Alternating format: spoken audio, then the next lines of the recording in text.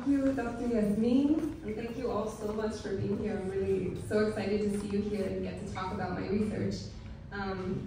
So thank you, RC, of course, for the opportunity to speak tonight, but also more generally for the chance to conduct my dissertation research this year. I also want to thank the Fulbright program, which has also sponsored some of the research that I'm presenting. And of course, I want to thank the fantastic musicians with me tonight, who, I'm not sure, I'll introduce them later. But you're in for a treat, so please stick around for that.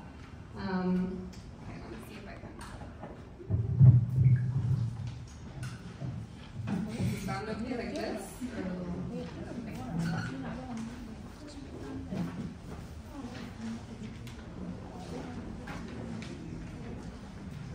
Okay. How's everyone doing? Good? Okay. Tamam.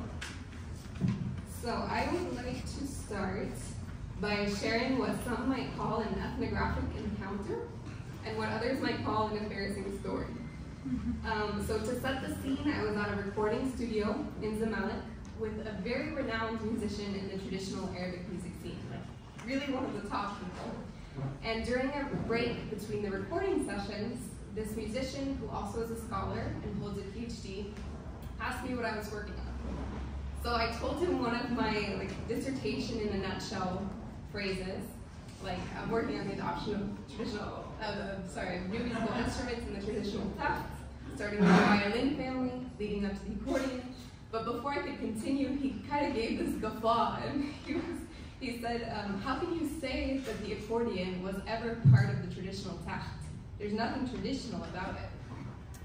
As soon as you add instruments like the accordion, you've left the realm of the traditional altogether and entered the realm of the popular. Then he turned to the rest of the ensemble and he said, did you hear that? Ya Jama'ah, she's researching the history of the accordion and the taht. And they all laughed. So it was embarrassing, yes, but why am I telling you this? Mainly because I want to immediately draw attention to the contested nature of the traditional in Arabic music, especially when it comes to musical instruments. So my talk today will be about instruments, as you probably surmised at this point, but I'm treating this topic as a case study in a broader cultural politics of 20th and 21st century Egypt. Before I get into these topics, I hope you'll let me indulge in a bit of personal backstory.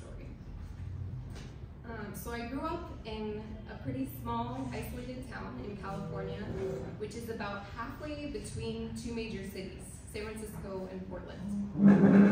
It's a 6-hour drive in either direction, so a lot of touring musical groups would come to our town in the middle of the week on a Wednesday or something and perform while they were en route to the next major city.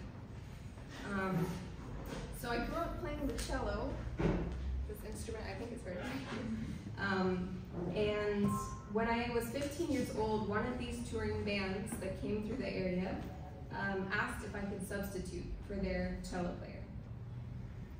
So the band was an Arabic music fusion ensemble led by the singer Natasha Atlas. And although I had zero experience with Arabic music, I had developed kind of like a cocky big fish in a small pond mentality. And so I immediately said, yeah, of course, yes, I can do it, with no idea what I was getting into. So then when I tried to practice with the recordings that were sent to me, I was immediately sober because there were notes I'd never heard in my life, let alone played. And I found out later these were called microtones, which I'll talk about a little bit. So I played terribly in the concert, needless to say, but this experience sparked a musical love and an intellectual pursuit to understand and be able to play Arabic music. This ultimately led to my studies in ethnomusicology at UC Santa Barbara with Dr. Scott Marcus, who's actually an RC alum. He was here exactly 25 years ago. My field, ethnomusicology, can be defined as the study of music in and as culture. So at UCSB, my coursework included classes in anthropology, as well as music. I even had a class about Kulthum, like an entire class about her, which was wonderful.